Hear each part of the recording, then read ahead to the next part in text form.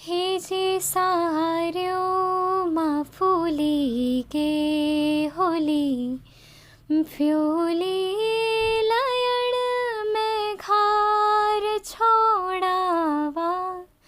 हे जे घर बोड़ बोड़ी गे होलू बालो बसंत में घार छोड़ावा। हे जे सार्यो मा फूली गे होली।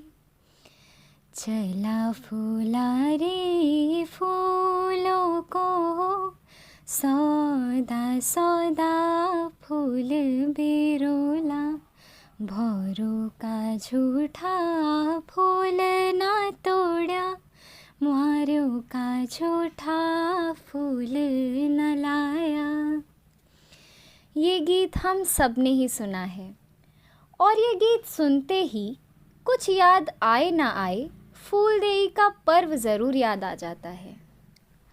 फूलदेई उत्तराखंड का एक लोक पर्व जो याद दिलाता है कि प्रकृति के बिना इंसान का अस्तित्व नहीं।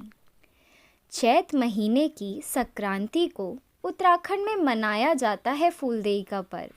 सर्दी और गर्मी के बीच का खूबसूरत मौसम, फ्योली, बुरांस और बासींग के पीले लाल सफ़ेद फूल और बच्चों के खिले हुए चेहरे, फूलदेई से यही तस्वीरें सबसे पहले जहन में आती हैं। नए साल का, नई ऋतुओं का, नए फूलों के आने का संदेश लाने वाला है ये त्योहार। चैत के महीने की संक्रांति को जब ऊंची पहाड़ियों से बर्फ़ पिघल जाती है, सर्दियों के मुश्किल दिन बीत जाते हैं, उत्तराखंड के पहाड़ बुरांस के लाल फूलों की चादर ओढ़ने लगते हैं, तब पूरे इलाके की खुशहाली के लिए फूलदेई का त्योहार मनाया जाता है। ये त्योहार आमतौर पर किशोरी लड़कियां और छोटे बच्चों का पर्व है।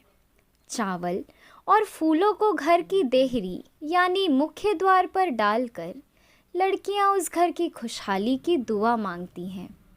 इस दौरान एक गाना भी गाया जाता है, फूलदेई छम्मा देई जतु के देला उतु के सही देनी द्वार भर भकार। फूलदेई के दिन लड़कियां और बच्चे सुबह सुबह उठकर फ्योली, बुरास, बासींग और कचनार जैसी जंगली फूल इकट्ठा करते हैं। इन फूलों को रिंगाल की टोकरी में सजाया जाता है। टोकरी में फूलों पत्तों के साथ चावल, गुड़ और नारियल रखकर बच्चे अपने गांव और मोहल्ले की ओर निकल जाते हैं। फूलदेई त्योहार में एक द्वार पूजा के लिए एक जंगली फूल का इस्तेमाल होता है जिसे फ्योली कहते हैं। वैसे तो इस फूल और फूलदेई से जुड़ी कई लोक कथाएं हैं, जिनमें से एक कुछ इस प्रकार है कि एक वन कन्या थी जिसका नाम था फ्योली। फ्योली जंगल में रहती थी। जंगल के पेड़ पौधे और जानवर ही उसके परिवार भी थे और दोस्त भी।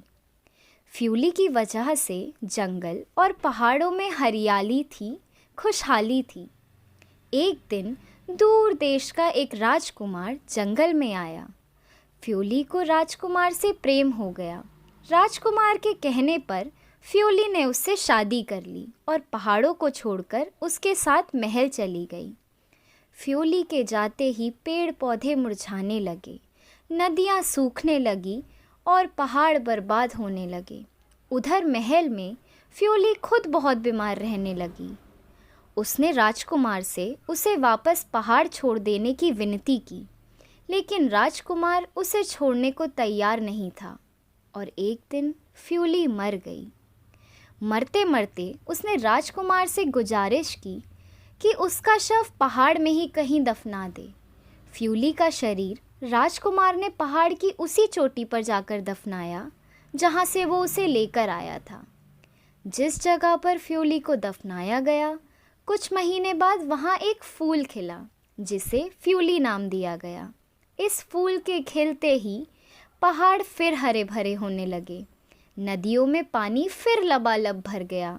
पहाड़ की खुशहाली फ्योली के फूल के रूप में लौट आई। मैं आशा करती हूँ कि इस कहानी से आपको फूलदेई के लोक पर्व के बारे में ज़रूर ज्ञान मिला होगा। धन्यवाद। फूलदेई की हार्दिक शुभकामनाएं।